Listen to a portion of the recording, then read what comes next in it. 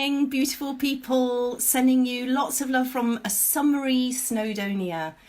And today I wanted to talk to you about Vedic astrology. And the phrase you've probably heard more than ever in the last 3 months is we are living in unprecedented times. And from my experience of Vedic astrology, I kind of have a bit of a perspective about how this all works together. So, some of you might know, some of you may not know that Vedic astrology is a sister science to yoga. So actually there are 4 sister sciences that all work together. We have yoga and meditation, which focuses on bringing health through movement, through breathing to the body and mind. Then we have Vastu, which is the science, the Indian science of creating a beautiful environment. So that is like Indian feng shui, how to make your room really beautiful and where to place things and how to make your physical environment really beautiful. We have Ayurveda, the science of life.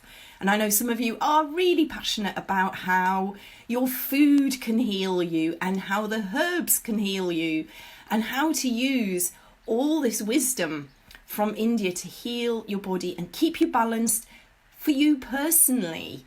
So we know about the doshas and all the different aspects of Ayurveda that help us keep physically and mentally really, really healthy. Now, the 4th science, sister science of yoga, is Jyotish, or Vedic astrology. And that is, Jyotish actually means the science of light. And it teaches us that we are not divorced from our universe. You know, we've heard so many things. Paracelsus in the 14th century talked about the microcosm, the macrocosm, how everything, all the stars in the firmament affect how we are and how we feel.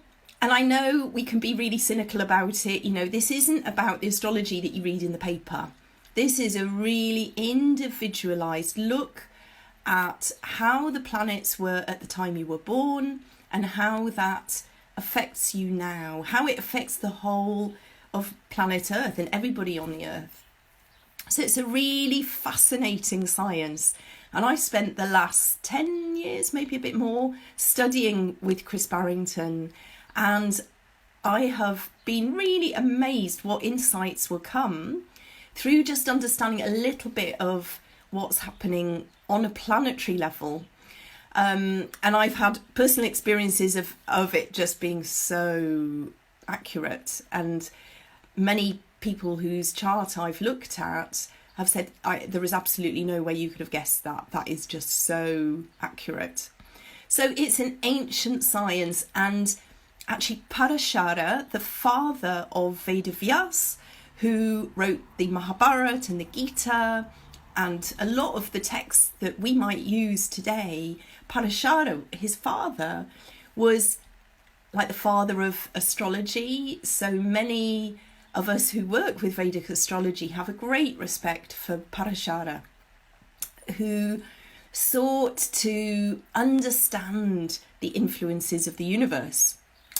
And I just wanted to kind of reassure you a bit at the moment that we do indeed live in interesting times. And if you're feeling a bit strange at the moment, there are a few reasons why that could be happening. And what I'm hoping to do is each week when I do the Facebook and the Instagram Live, that I can share with you what's happening so that you can just get some perspective of how to keep yourself extra healthy and happy and balanced throughout the year. I'm not promising to do it every single week, but let's just see how it goes. And of course, what I'm saying is you have to understand it in the context of your own personal chart. You know, I might talk about the moon, and depending whether your moon is positive or challenging for you, malefic or benefic, it will affect you differently. So I can only generalize on these, but if you want to know a bit more, then you really do need to know about your personal birth chart. So at the moment, many things are going on, and maybe next week I'll talk more about the retrogrades that are going. We've got Jupiter, we've got Saturn retrograde at the moment, and Venus. And then in a few days' time, our old friend Mercury goes into retrograde. So, you know, we can all have experiences of it, and maybe it affects some of us more than others, but it's something just to be aware of. So next week, I'll talk about retrogrades. But this week, I want to talk about a particular planetary formation which happens every now and then. And in traditional Vedic astrology, it's the thing that people really fear a lot, and it's called Kalsarp. Just checking the time, so I've got 2 more minutes.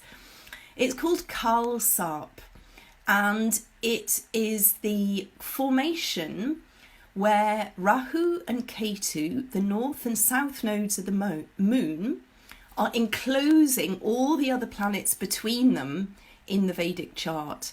So Rahu represents our search for our destiny, our work with the material world, and Ketu represents our desire for liberation at any cost. So often when Rahu and Ketu are very strong, life could be quite chaotic. There can be manipulation, there can be violence, there can be a lot of change.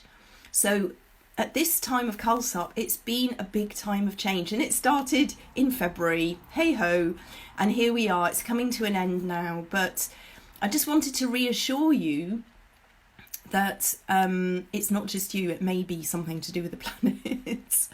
And depending what Rahu and Ketu are also doing in your chart, it will affect how you'll be feeling just now. But the one important thing to remember is when you come to your place of stillness through meditation or yoga, you come to that point we call Dhruvam, the still center within, the point where you are at one with yourself, at one with the divine. In that place, no planetary influences can hurt you or affect you. In that place, you are in your strength, in your power, under the shelter of your great self. So if anything today, do your meditation, do your yoga, get yourself into a good state, and you will have a wonderful day and a wonderful week, I'm sure. So thank you everybody for joining me this morning. I'm going to say goodbye, and I'm doing this a slightly different way today. So send you all my love and see you soon. Okay, do this here. Bye bye, all you lovely people.